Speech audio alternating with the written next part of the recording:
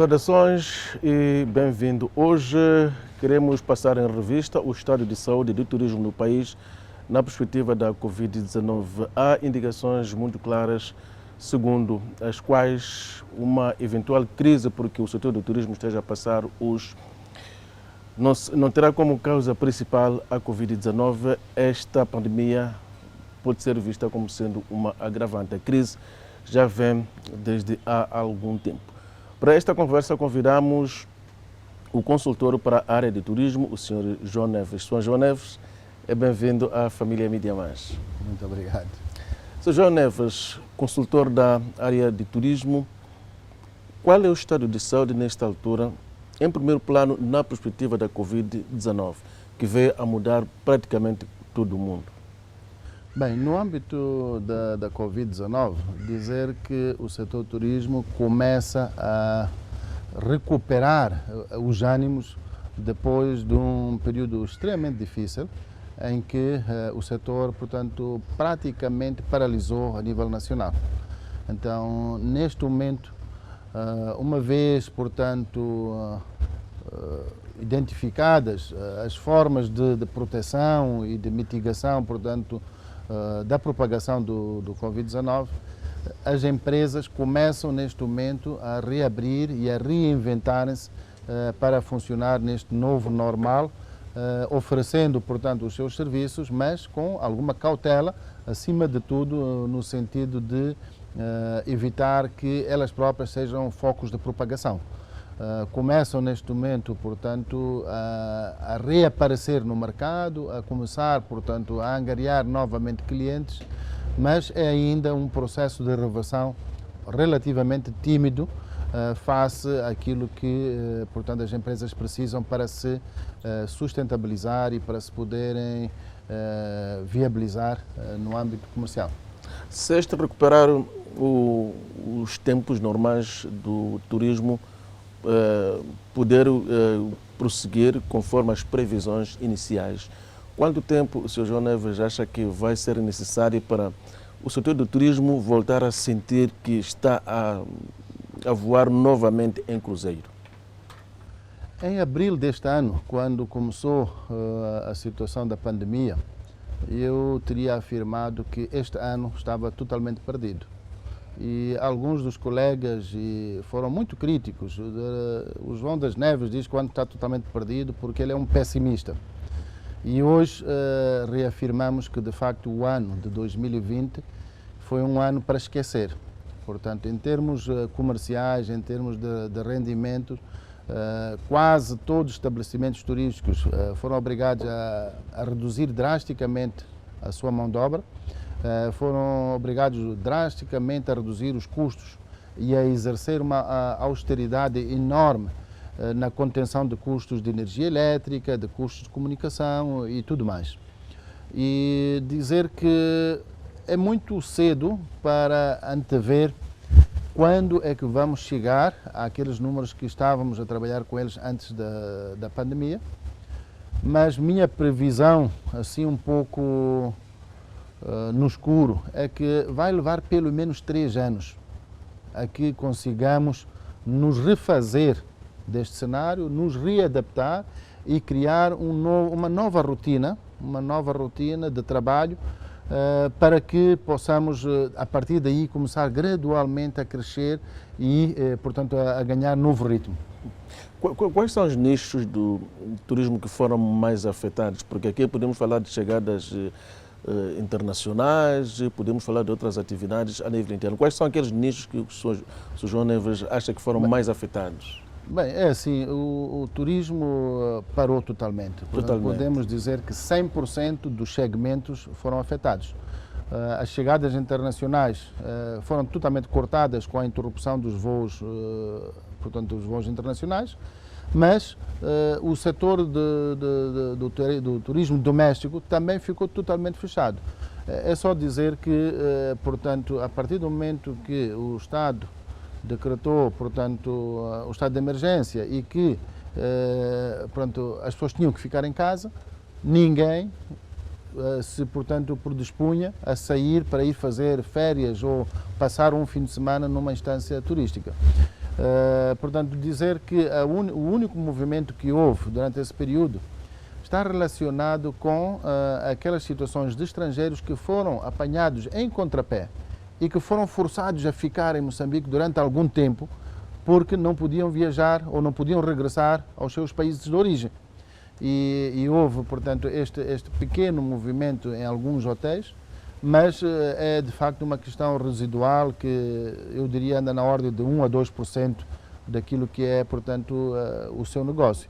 E neste momento começa-se a sentir uma pequena abertura do turismo doméstico, começamos a sentir que as pessoas cansaram-se de estar em casa, estão desgastadas deste processo e precisam de se expandir um bocado. Então, aos fins de semana, temos uma Macaneta cheia, temos uma Ponta Doura cheia, temos alguns outros destinos a receberem, portanto, algumas massas de turismo interno, mas também ainda de uma forma tímida e, portanto, nesta altura do ano que estamos já a caminhar para a época de pico, o número de reservas que se tem para o fim do ano está muito aquém daquilo que seria de esperar. Não se esgotou ainda? Não. Porque nos anos anteriores, por esta altura do ano, já não havia reserva em nenhum dos lados. Exatamente. Bem, neste momento ainda há muita disponibilidade de alojamento em quase todos os destinos. Naturalmente que há 1 ou 2 ou 3 estabelecimentos que já venderam todo o seu estoque de alojamento, mas a grande maioria ainda tem disponibilidade. Moçambique é um país bastante grande. Cada parcela do país tem as suas particularidades. O país foi afetado na totalidade na mesma dimensão ou há, digamos, alguns segmentos do país que ainda podem ser vistos como sendo uma exceção? É assim, quando nós dizemos que o Covid afetou a 100%, portanto, o setor, paralisou totalmente, portanto, paralisou totalmente. Naturalmente que é difícil pensarmos em segmentos que possam este ou aquele ainda ter escapado. Mas naturalmente que há vários fatores. Temos, por exemplo, a situação dos conflitos armados em Cabo Delgado, temos a situação da insegurança no centro de Moçambique, que já vinham, de certa forma, inibindo a movimentação de turismos para estas zonas. Por outro lado, Moçambique depende muito ainda do turismo de negócios e do turismo de eventos. Na componente do turismo de negócios, já vínhamos acompanhando, nos 2 ou 3 últimos anos atrás, um grande resfriar do interesse no investimento, portanto, em Moçambique e, como consequência, uma redução da procura. E na questão dos eventos, com a pandemia, deixou de haver eventos, portanto, aglomerar mais do que 10 pessoas era proibido e, por isso, não havia reuniões de trabalho, não havia conferências. Esse segmento ficou muito sofrido ao longo deste tempo e começa agora, com alguma abertura, a reaparecer. Sentimos que, por exemplo, no mês de novembro, muitas instituições correram para realizar tudo aquilo que não puderam realizar ao longo do ano e tentar ainda antes do fim do ano, portanto, fazer alguns daqueles encontros que tinham planificado para tal. Então, neste momento, sente-se uma certa recuperação nesse segmento, mas continua ainda a haver grandes desafios para dinamizar o sector. E importa dizer que, ao longo deste processo, o setor perdeu, portanto, muita capacidade de mão de obra, porque teve que despedir trabalhadores, teve que reduzir, portanto, a sua capacidade de funcionamento e, neste momento, está a funcionar a meio gás. Então, muitos dos serviços, mesmo que haja procura, ainda é preciso se adaptar à máquina para que ela possa funcionar. Mas a mão de obra perdida é uma mão de obra que se recupera praticamente por continuar aqui no mercado nacional. Já se sabe onde é que estão os trabalhadores? Não é bem assim, o turismo... Ou procurar, enquanto isso, outras oportunidades de vida. Exatamente, quer dizer, o turismo é um setor que usa mão de obra especializada. Tem que estar formada, tem que estar afinada, tem que estar enquadrada dentro de um determinado ambiente de funcionamento. E quando o trabalhador é dispensado, ele não vai ficar parado à espera que o emprego volte a estar disponível para ele. Ele vai à procura de outras oportunidades na construção civil, na agricultura, nas pescas, aonde for. E uma vez inserido lá, dificilmente voltará a largar aquilo para voltar a admitir a nova oportunidade. Então, isto significa que quando o setor reabre, normalmente ele vai ter que reabrir com novas pessoas e novas pessoas que vão ter que ser formadas, muitas delas a partir do zero, porque aquelas que começaram um novo ciclo de vida. Nestes primeiros dias de reabertura do mercado de turismo, que indicações é que temos em relação à entrada de estrangeiros? Temos bons sinais? Bem, a entrada de estrangeiros ainda está muito limitada e, de certa forma, dificultada. É certo que existe um esforço do Estado para se abrir, mas ainda existe muitas reservas em relação às questões de saúde e, de uma forma geral, a inércia deste processo faz com que não seja fácil um turista vir, portanto, passar as suas férias em Moçambique. Nós estamos a assistir neste momento enormes dificuldades, portanto, para a chegada de sul-africanos que venham passar, portanto, o verão em Moçambique, nas nossas praias de Inhambane e não só. É um processo que o setor privado está engajado a ultrapassar juntamente com as estruturas, mas a percepção no mercado emissor é de que este ano não é um ano para se visitar Moçambique, o que significa que provavelmente está comprometida o número de chegadas de turistas internacionais durante pelo menos esta época balnear. Dizendo no lançamento desta conversa que a pandemia da Covid-19 é verdade que teve os seus efeitos, ainda tem bastante negativos no setor do turismo, todavia representam uma agravante porque o setor já passava por algumas dificuldades. Eu gostava de ouvir seu comentário. Bem, o setor do turismo, Moçambique, abriu-se após o Acordo de Paz e começou-se, portanto, o Ministério do Turismo foi criado no ano 2000. Foi a partir dessa altura que nós todos começamos a apostar e a acreditar no setor do turismo e vem se desenvolvendo de lá para cá. Os primeiros anos eram extremamente promissores e chegou a haver mesmo um incremento de chegadas internacionais e chegou a haver uma melhoria da qualidade dos serviços que nós prestamos. Mas a partir de um determinado momento eu acredito que nós perdemos o rumo. Perdemos o rumo e começamos, portanto, a decair. Um dos grandes desafios que nós tivemos é que o entusiasmo no investimento não se refletiu nos rendimentos esperados.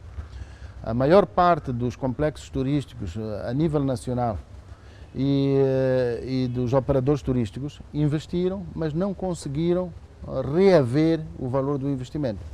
E acumularam prejuízos ano após ano e continuam ainda hoje a operar com esses prejuízos.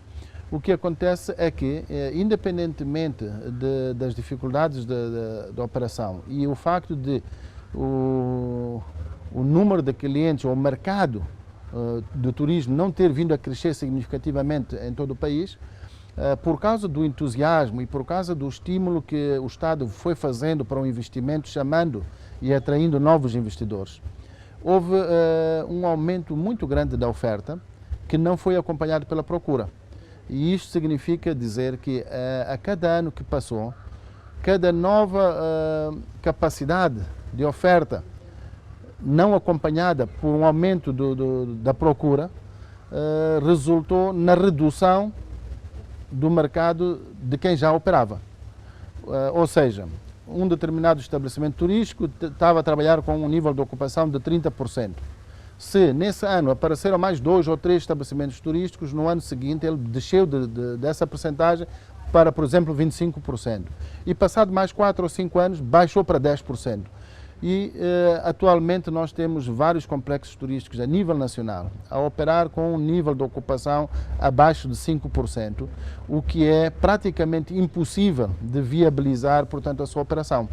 Então estamos num cenário em que o parque turístico nacional está muito acima daquilo que é a capacidade, portanto, da procura de clientes e, como consequência, muitos estão condenados naturalmente a um dia mais cedo ou mais tarde fecharem ou terem que mudar de ramo porque não há clientes que sustentem, portanto, esta máquina. E dizer mais, muitas vezes me pergunto, mas se é assim, se este cenário é assim tão devastador e tão mau, por que é que as empresas não fecham e, pelo contrário, continua a haver mais empresas? Bem, há 3 ou 4 aspectos. O primeiro aspecto, as nossas estatísticas e a divulgação das estatísticas é ainda muito incipiente e muitos dos nossos empresários e investidores acabam tomando decisões, às vezes, emocionais. Pronto, não são baseadas em estudos, em estatísticas e se são em estatísticas, não são em estatísticas fiáveis. O segundo aspecto é que continua ainda a haver um entusiasmo, dado o grande potencial que Moçambique tem, e porque Moçambique tem, de facto, belas praias, um povo hospitaleiro, uma gastronomia excelente, tem todas as condições para fazer, portanto, um bom turismo. Então, acredita-se que um dia, mais cedo ou mais tarde, vai haver melhores condições, vai haver um mercado maior, o número de turistas poderá vir a crescer e, nessa altura, será rentabilizado o investimento. Mas o terceiro aspecto é que, mesmo com prejuízos, os investidores acreditam que a valorização patrimonial dos seus lotes possa vir um dia a justificar que teve prejuízo ao longo de vários anos, mas quando um dia tiver que vender o seu património, ele possa recuperar o investimento que fez ao longo destes anos. Então são desafios próprios de um mercado que está, portanto, a nascer ou a emerger e que precisa, acima de tudo, consertar as suas estratégias, precisa de trabalhar em equipe, precisa de juntar os esforços para mudar alguns pequenos desafios que possam ajudar a sustentabilizar o setor. O nível de oferta que disparou, como disse aqui, pode se equiparar, portanto, à taxa de natalidade, que quando é alta, a sociedade respectiva paga as suas consequências. Não havia como controlar o nível de oferta. E chegar-se a um ponto em que se aconselhasse que, olha, no lugar de empreender nesta área, é melhor empreender na outra, porque daqui a mais algum tempo deixa de ser viável o investimento. Bem, é um facto, devia de facto ser feito este estudo, a capacidade de carga de cada destino e tentar-se, portanto, encontrar a oferta em função daquilo que é a procura. Não foi feito, acredito que temos também ainda algumas limitações na capacidade de gerir este nível de informação e de desejos. Nós partimos de um ponto em que não tínhamos praticamente nada, fomos entusiasmados a investir no setor, a investir, de repente apareceu uma oferta maior do que a procura. Neste momento, o grande desafio é o que pode ser feito para aumentar a procura e, acima de tudo, concertar esforços para promover eventos, promover atrativos, trazer grupos e fazer tudo aquilo que seja possível para, portanto, aumentar o apetite por visitar Moçambique. Um dos grandes desafios que temos é como promover o turismo doméstico. O turismo doméstico é, em todos os países onde ele acontece, aquilo que sustenta a indústria do turismo nas épocas que não tem o pico de chegadas internacionais. E é uma máquina permanente que vai alimentando, portanto, a indústria e que, portanto, sustenta em grande medida o setor.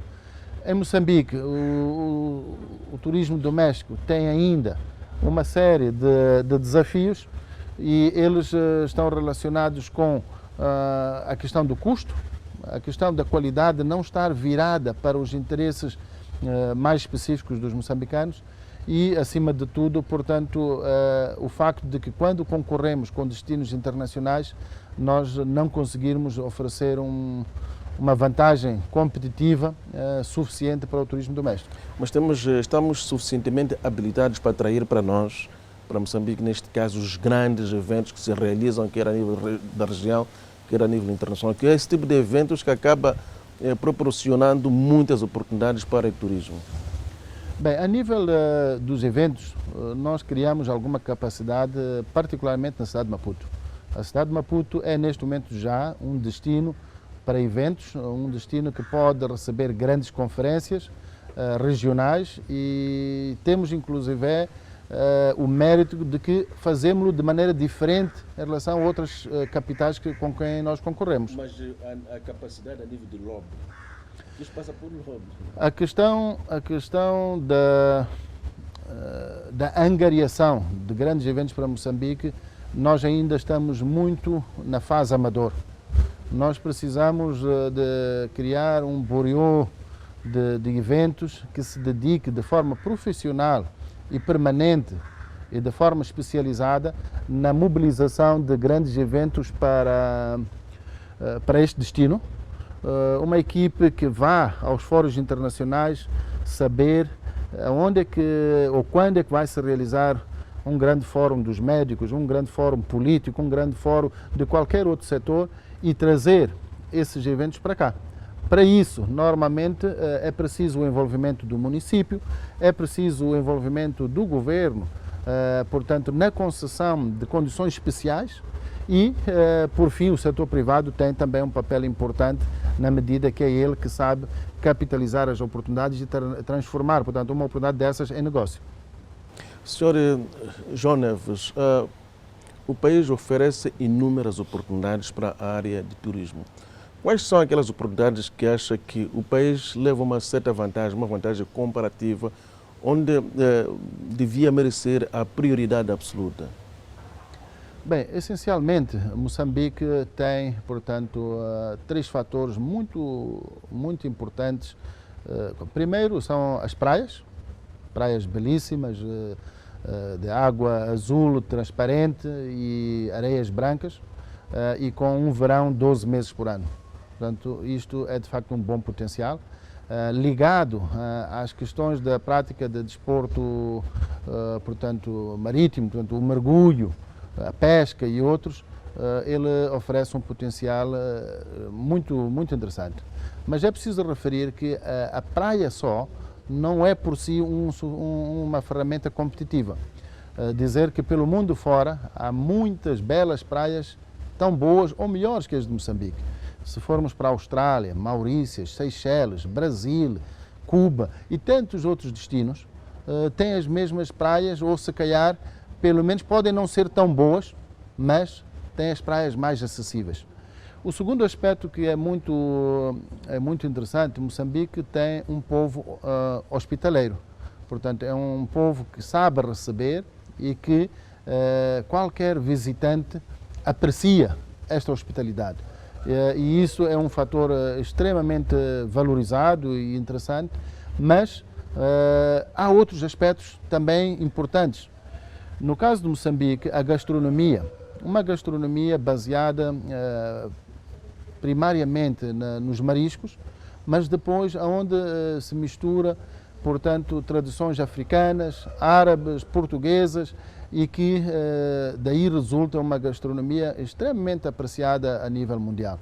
Esses três fatores são os principais atrativos para o turismo de lazer em Moçambique. Agora, dizer que uma coisa é o potencial e a outra coisa é esse potencial transformar-se em negócio. E esse negócio passa, acima de tudo, pela profissionalização e pela harmonização dos interesses e uma montagem de um ciclo de funcionamento em que o turista, quando chega, é fácil ser recebido, ele é encaminhado logo para um processo em que ele começa a usufruir do pacote, começa a usufruir daquilo que de bom Moçambique tem para oferecer e que no final ele sai satisfeito e que acha que deve voltar. Portanto, o turismo depende muito deste entusiasmo e principalmente da mensagem que aqueles turistas que saem daqui passam para os outros turistas. Então, é aqui onde nós temos algum desafio, porque muitas vezes aqueles turistas que nós conseguimos atrair vêm, até acham que é agradável e tudo mais, Mas quando regressam, começam a fazer contas, como é que correu, o que é que correu menos bem, quanto é que pagou e se há outras alternativas. E aí começam, portanto, os desafios, porque nós começamos a descer naquilo que é o apetite desse mesmo cliente voltar cá ou de recomendar para que outros clientes voltem cá. Somos um produto relativamente caro comparado com outros e temos ainda muitos desafios na cadeia de valores. Quer dizer, temos um potencial tremendo, mas é raro que um cliente saia daqui sem que alguma pequenina coisinha tenha corrido mal. Então, para mim, o grande desafio ainda está em conseguirmos criar 2 ou 3 focos de atração de massas, em que nesses 2 ou 3 focos nós conseguimos garantir que naquele local, naquele espaço, todas as condições de turismo estão criadas.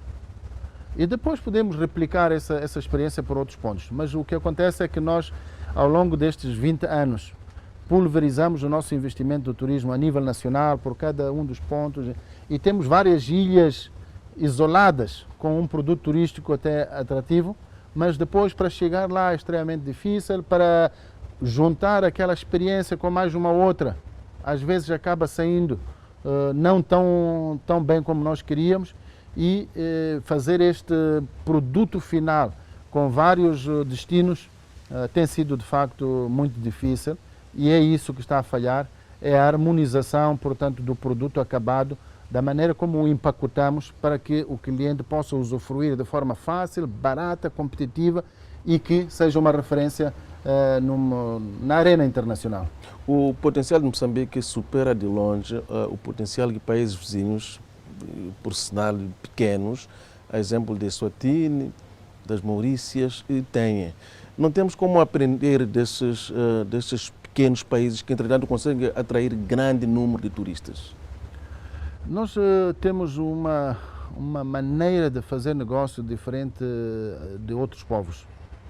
E eu vejo, por exemplo, nós fizemos investimentos avultados na infraestrutura de aeroportos. Uma maravilha, temos provavelmente comparado com outros países da região, melhores aeroportos, o aeroporto de Nacala, o aeroporto de Maputo, o aeroporto de Vilanculos e outros. Mas depois não somos capazes de fazer aproveitamento disso. No caso da Etiópia, por exemplo, eles têm um aeroporto muito inferior, muito desatualizado em relação aos nossos aeroportos, mas eles conseguem fazer passar por aquele aeroporto milhões de passageiros por ano e a máquina funciona, está a rolar. Estão permanentemente a chegar aviões, estão permanentemente a partir aviões, estão permanentemente a receber turistas. Nós temos uma maneira de fazer as coisas um pouco diferente, uma máquina pesada, não conseguimos ser muito práticos no aspecto de identificar o que é que o turista gosta e como nos adaptarmos para satisfazer essa necessidade. Então, gostamos ainda de fazer muitas coisas de forma isolada e independente, não gostamos de trabalhar em equipe e isto tem o seu preço, porque o turista quer encontrar uma equipe pronta para o satisfazer. E o turista não quer vir a Moçambique e ir a um hotel só, não quer vir a Moçambique e ir a um restaurante só. Ele quer vir e experimentar um pouco de tudo e, no final, sair satisfeito. Então, está-nos a faltar muita coordenação, está-nos a faltar muita comunicação e está-nos a faltar um plano diretor concreto com etapas intermédias, com responsabilização de cada uma das partes, para que em conjunto comecemos a lutar para que se aumente o número de chegadas internacional, para que se aumente o tal mercado que sustenta esta máquina que é a indústria e depois, naturalmente, a nossa percepção nos mercados emissores como um produto atrativo e que vale a pena eles visitarem. Um dos pontos críticos que apontou aqui tem a ver com os elevados custos do nosso turismo. Qual é a razão? Não é possível sanar este problema? Bem, ou porque praticamos custos elevados porque queremos ganhar num só dia? Os elevados custos têm muito a ver com a forma como nós fazemos o negócio. Primeiro, é a capacidade de investimento. uma companhia aérea que opera com 4 ou 5 ou 6 aeronaves não pode competir em tarifas com uma companhia que opera com 200 aeronaves. E é assim, se nós transportamos 300 mil passageiros por ano, naturalmente que temos uma máquina administrativa, um peso estrutural que vai obrigar que tenhamos tarifas aéreas muito caras. Se nós tivermos uma situação em que determinados complexos turísticos, o gelo para atender aos turistas deve ser transportado de avião, naturalmente que o custo operacional dessa máquina é tremendo. Então, o que nos está a faltar é termos uma determinada zona em que estes serviços básicos estão disponíveis, funcionam. Existe segurança, existe higiene, limpeza, temos lá vários hotéis, temos lá vários restaurantes, temos os atrativos que os turistas gostariam de ter e que são visitados por um número significativo de pessoas que, quando se divide os custos operacionais por esse número, fica um valor residual. Então, o grande problema é que nós continuamos a ter um turismo seletivo, em que recebemos poucas pessoas, mas de alta renda, e naturalmente é um preço proibitivo para a grande maioria. O resultado disso é que, portanto, apenas pequenos nichos de mercado podem ser satisfeitos e não permite, digamos, a massificação do turismo, não permite o envolvimento das comunidades, o envolvimento de todas as forças vivas da sociedade nesta componente do turismo. É preciso alargarmos a massa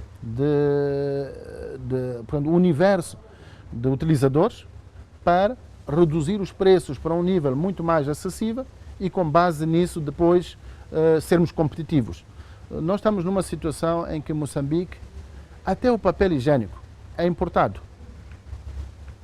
Os palitos que se utilizam no restaurante é importado. Portanto, nós precisamos de reforçar a capacidade de produção local, identificar determinados produtos e tem que haver estímulo para que haja essa produção. E havendo essa produção local, deixando de importar, também aí estamos a contribuir mais, não só para reforçar esta capacidade de baixar os preços ou de ser mais competitivo no mercado internacional, mas também de que uma parte maior da receita desse turismo acabe ficando cá dentro.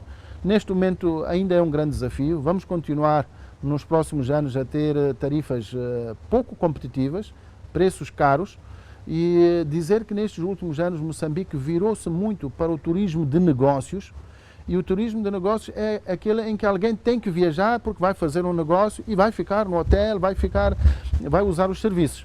Mas o turismo de lazer é muito mais sensível em relação, portanto, a estas questões, porque a pessoa não tem uma motivação, não tem uma obrigação de viajar para aquele destino.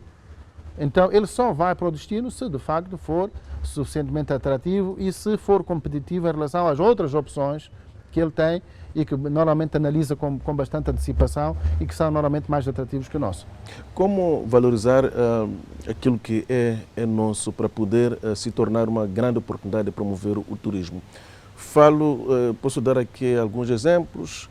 Guazamtini quase que não serve para a promoção de turismo. Temos regiões como Chaimite, onde reside, portanto, uma parte da história de Ngungunhane. Este local pouco ou quase que não chega a ser promovido na perspectiva de turismo. Podemos ir aqui em Nhambane, onde temos a região de Tofo.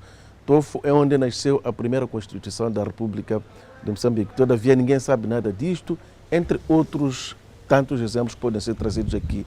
Estamos a falar daqueles nichos que até não custam tanto assim. Bem, voltamos à questão da sustentabilidade. Para mim, todos estes processos dependem essencialmente de conseguirmos que o setor do turismo seja sustentável. A partir do momento que o turismo seja sustentável, que começa a haver uma massa crítica, que os estabelecimentos começam-se a rentabilizar, então é muito mais fácil começar a investir na melhoria dos serviços. O que está a acontecer é que, com uma demanda pequena e com uma oferta selvagem, todos nós saímos a perder, porque a qualidade dos serviços tende a atrofiar-se. Tende a atrofiar-se porque, na procura de servir os poucos clientes que tem e tendo que cortar custos, reduz no pessoal, reduz na qualidade do pessoal, reduz na qualidade de serviços e, naturalmente, depois não pode oferecer o seu melhor.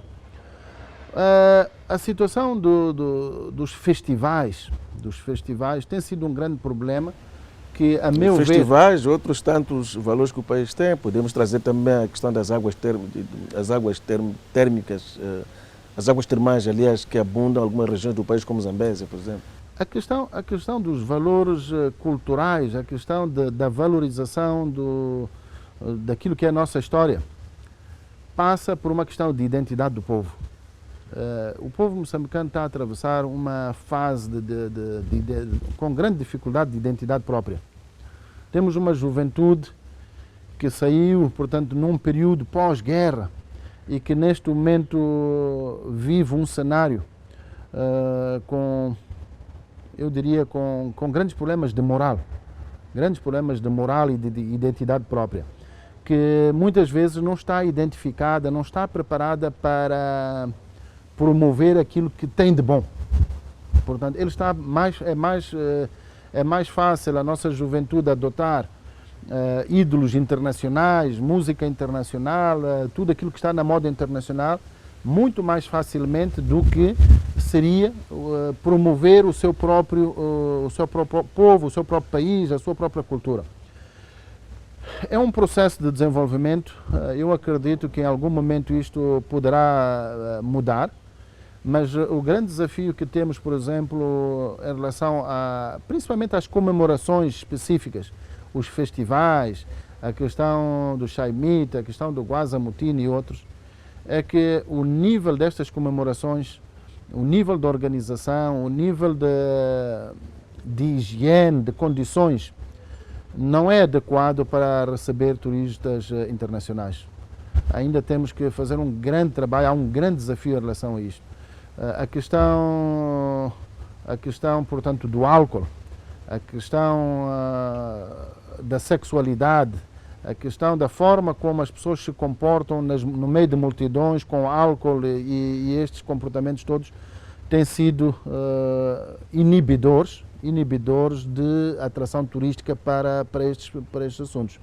O Festival da Macaneta é um exemplo típico disto, em que temos lá 30 mil pessoas a consumir bebidas, a deitar garrafas para a praia, a dançar até gatinhar, mas culturalmente o que é que estamos a promover, o que é que estamos a desenvolver? Claro que estamos a desenvolver, portanto, a recriação, o entretenimento, mas acaba sendo um entretenimento selvagem. Dizer que no caso, por exemplo, da Macaneta, quando realizamos estes festivais, alguns dos lotes têm que fechar. Fecham por duas razões. Primeiro, porque o álcool é vendido tão barato que os seus trabalhadores vão embriagar-se e no dia seguinte estão com babalaza, não estão em condições de trabalhar. Então, se eu sei que não vou ter trabalhadores em condições de trabalhar, prefiro fechar do que abrir com metade dos trabalhadores ou com os trabalhadores sem estar em condições. E depois as enchentes desorganizadas. Estaciona-se, fecha-se uma rua, deita-se lixo. Então, quer dizer, este tipo de cenário não favorece o turismo. O turismo normalmente gosta de organização, gosta de limpeza, gosta de música, sim, mas uma música suave, num determinado ambiente propício.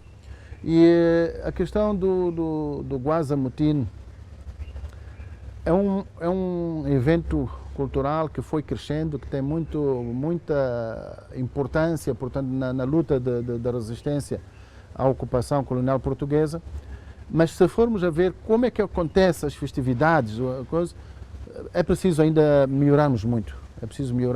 E acredito que também alguns dos nossos líderes ainda não estão preparados para essa mudança. Porque no caso do Gwaza Mutini, por exemplo, em determinado momento achou-se que aquele espaço era pequeno e que havia necessidade de se transportar pelo menos a parte comercial, a parte da festividade para o recinto da Facim. Acreditava-se que ao fazer isto poderia-se pôr alguma ordem, alguma disciplina e higienizar, portanto, o processo todo. Mas isto foi altamente contestado pelos líderes tradicionais e por alguns coisas que não estão ainda preparados para esse processo. Como resultado, o que é que acontece? Naquele dia, cada um pega na sua carrinha, no seu carro, põe os congeladores atrás e vai para ali e vende aquilo que tiver na rua, de qualquer maneira, sem controle e sem higiene. Não há casas de banho, não há pronto. Então, esse processo é um processo de desenvolvimento que ainda vamos precisar de roer um bocadinho o processo até que ele esteja um pouco mais maduro para poder transformar-se num produto turístico. Que resultados tangíveis já se pode apontar hoje da iniciativa que foi ensaiada e já é uma realidade? Estamos a falar de casamento, isto a nível governamental, de turismo e da cultura. Bem, se é que há resultados tangíveis. A cultura sempre esteve antes do turismo. A cultura é a identidade de um povo, é a maneira dele viver. E nós temos, como dizia, aquela capacidade hospitaleira, temos componente cultural tão forte em Moçambique e com uma variedade imensa, quer dizer, são várias tribos, são vários hábitos e costumes diferentes, desde uma tradição poligâmica no sul até uma posição matriarcal no norte, quer dizer, temos as tribos macuas e macondes com aspectos culturais ainda muito interessantes para o turista. Mas o grande desafio que existe entre o casamento da cultura com o turismo é o nível de investimento que foi feito. O nível de investimento que foi feito no turismo nos últimos 20 anos é de veras, de longe, muito superior ao investimento que foi feito na área da cultura.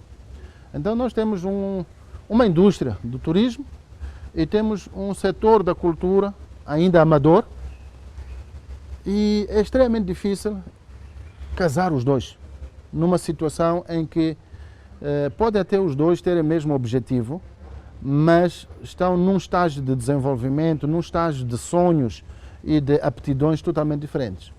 O grande desafio que existe hoje em o setor do turismo envolver o setor da cultura é a falta de profissionalização. Nós precisamos de profissionalizar os artistas, precisamos de criar uma capacidade de trabalho dos artistas que deixe de ser amador e passe a ser algo que tenha um padrão, um standard, um nível que possa ser comercializável. Porque sem este perfil, o turismo é uma indústria.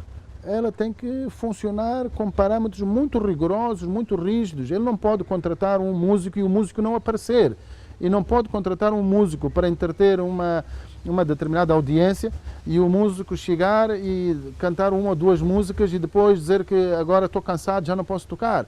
Quer dizer, há uma série de padrões que têm que ser afinados e têm que ser ajustados para que possa funcionar isto. O ministro Silva Dunduro, para mim, foi um excelente promotor da cultura, da integração da cultura no turismo em Moçambique. A questão de todos, ou quase todos os hotéis em Moçambique terem arte em exposição, bonecos ou pinturas, ou seja o que for, e houve uma grande aproximação das partes, mas é preciso investir-se recursos, formação, treinamento, associações, códigos de conduta.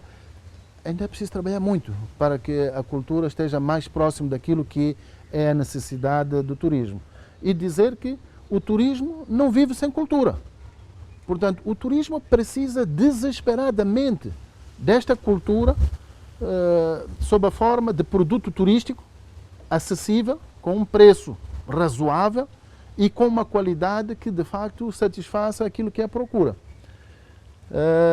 Estamos ainda a caminhar, precisamos de amadurecer um pouco mais, mas já estamos de parabéns em relação a alguns feitos e a alguma coisa que se conseguiu. É preciso ainda continuarmos a investir nesse casamento e a promovermos tudo aquilo que é possível, iremos colher os frutos mais tarde. O que é que mudou a abertura efetiva do espaço aéreo e também, finalmente, os vistos de entrada? Os vistos, portanto, de fronteira. Bem, veio dar um sinal de que Moçambique está sensível ao facto de que não podemos continuar eternamente amarrados à doença. Nós temos muitas outras doenças no mundo, temos o HIV, temos a malária, temos a tuberculose, temos muitas outras doenças com as quais convivemos e não temos outra opção. Se nós não trabalharmos, se nós não continuarmos a realizar as nossas atividades económicas, podemos não morrer da doença, mas morrermos porque não temos atividade. Então é fundamental que alimentemos o nosso povo, as nossas comunidades, que promovamos os empregos, que promovamos, portanto, o desenvolvimento econômico do país, lado a lado, com a cautela que deve-se ter para a propagação da doença, mas de forma muito responsável, proativa, e este sinal da abertura dos voos vem transmitir que estamos abertos ao negócio. Mas há ainda muitos obstáculos, porque a questão da reciprocidade, de que eu permito que alguém voe para mim se eu posso voar para lá, ainda é inibidor. E a questão do visto, o visto sim é possível visto, mas ainda não está totalmente aberto. E há muitas companhias que não aceitam os seus passageiros embarcar se não tiverem o visto antecipado, porque não têm a certeza absoluta de que ao chegar podem ter o visto de fronteira. Então precisamos de dinamizar um processo de comunicação e sermos mais agressivos na eficaz abertura, porque precisamos disso, nós precisamos dessa abertura para a nossa sobrevivência. E já estamos muito sofridos deste ano de 2020, que, como eu dizia atrás, foi perdido.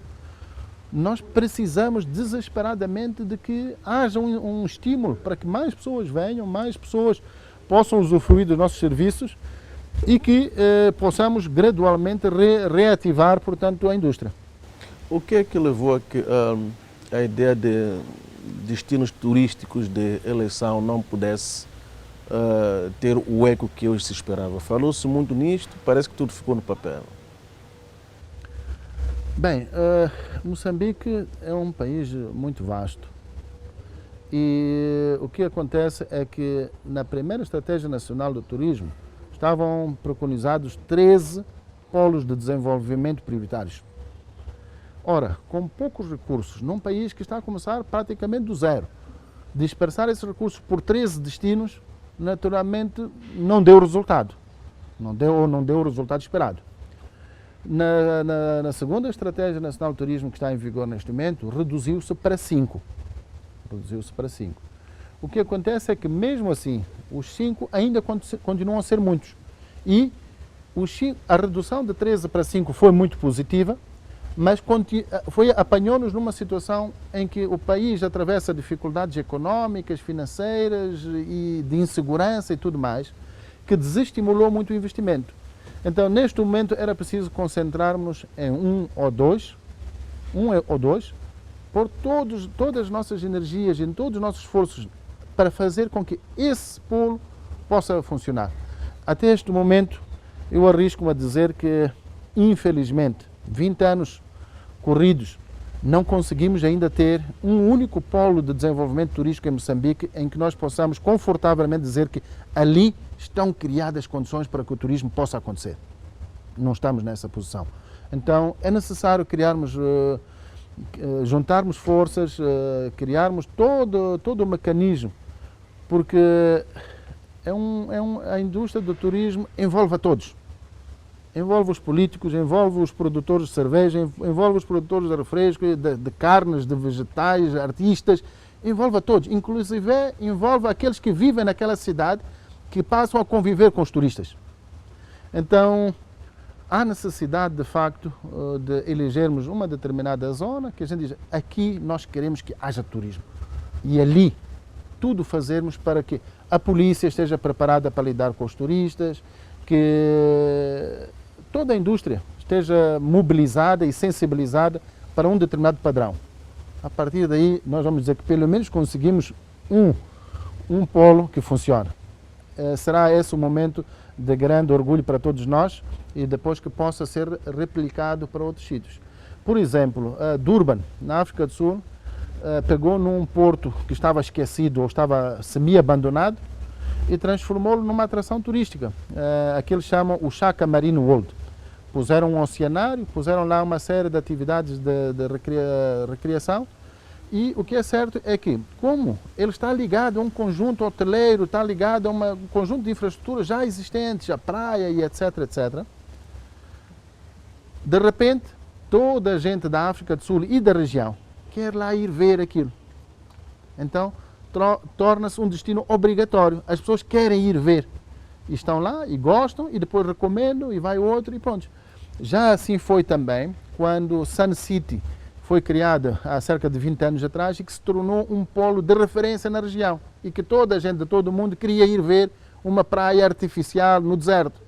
Então nós precisamos de criar esse atrativo em algum sítio e criar as condições para que o turismo possa ser bem acarinhado nesse local. A partir daí, depois podemos crescer, mas sem isso é difícil continuarmos a investir de forma pulverizada por todo o país e querer que todo o país seja um sucesso. Será extremamente difícil.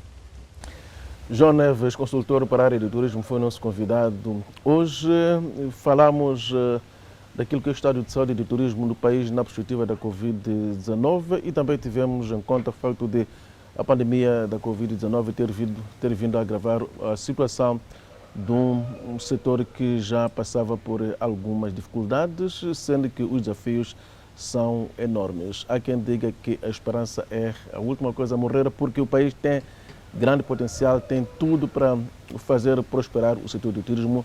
Há que esperar que melhores dias poderão chegar entre nós. Fica aqui o nosso muito obrigado pelo calor da sua audiência. Continue ligado a nós porque nós somos a sua melhor eleição.